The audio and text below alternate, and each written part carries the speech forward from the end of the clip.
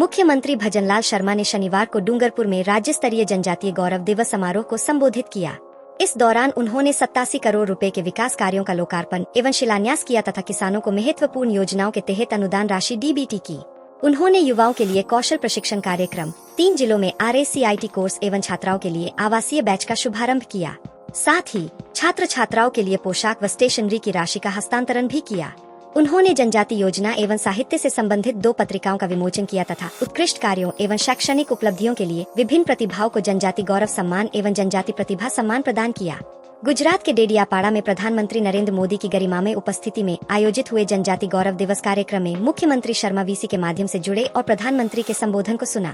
इस अवसर पर विभिन्न मंत्री, सांसद, विधायक, उच्चाधिकारी एवं बड़ी संख्या में जनजाति समुदाय के आमजन मौजूद रहे। स्पष्ट कहना चाहता हूं और मैं आपके बीच खड़ा होकर आपको विश्वास दिलाता हूं कि आप अकेले नहीं हैं। राजस्थान की पूरी सरकार आपके साथ है, हर पल आपके साथ है। मित्रों, यह वर्ष केवल भगवान बिरसा मुंडा जी की 150वीं जयंती का नहीं है, बल्कि हमारे राष्ट्रगीत वंदे मातरम के भी 150 वर्ष पूर्ण होने का है। यह वर्ष ऐसा है, आप देख रहे हैं कि भगवान बिरसा मुंडा जी की 150वीं जयंती है। वंदे मातरम जो गीत हमारा है उसकी भी 150वीं जयंती है।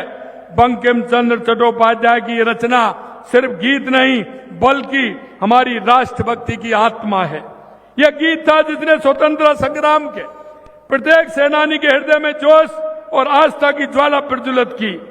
धरती आबा बिरसा मुंडा से लेकर के सुभाष चंद्र बोस और सरदार वल्लभ भाई पटेल तक सभी ने इस भावना से शक्ति पाई और भारत माता की स्वतंत्रता के लिए अपने आप को सर्वस्व समर्पित किया। भाइयों बहनों, जब हम देश की आजादी और एकता की बात करते हैं तो भारत के लौह पुरुष सरदार वल्लभ भाई पटेल को नमन करना भी उतना ही आवश्यक है।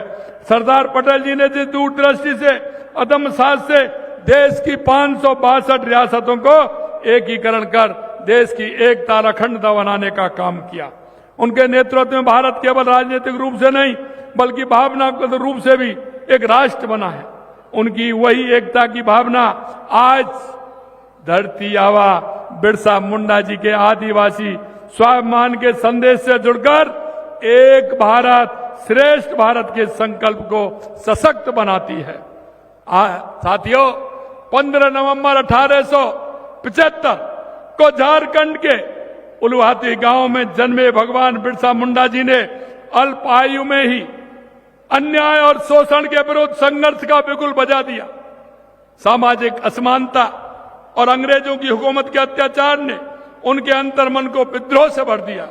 केवल 15 वर्ष की आयु में उन्होंने अन्याय के खिलाफ आवाज उठाई और 25 वर्ष की आयु में उल गुलामा रानी का शासन समाप्त करो, अपना शासन शुरू करो, यह उनका नारा था। उनका नारा अंग्रेजों की नींव हिला दी थी। इस नारे ने आंदोलन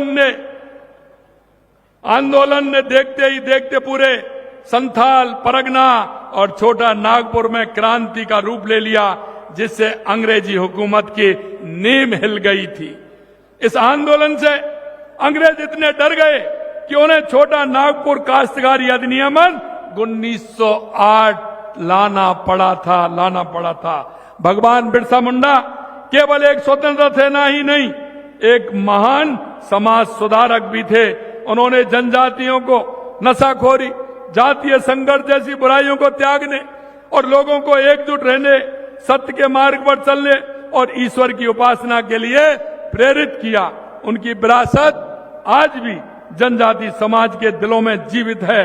उन्हें एक जननायक के रूप में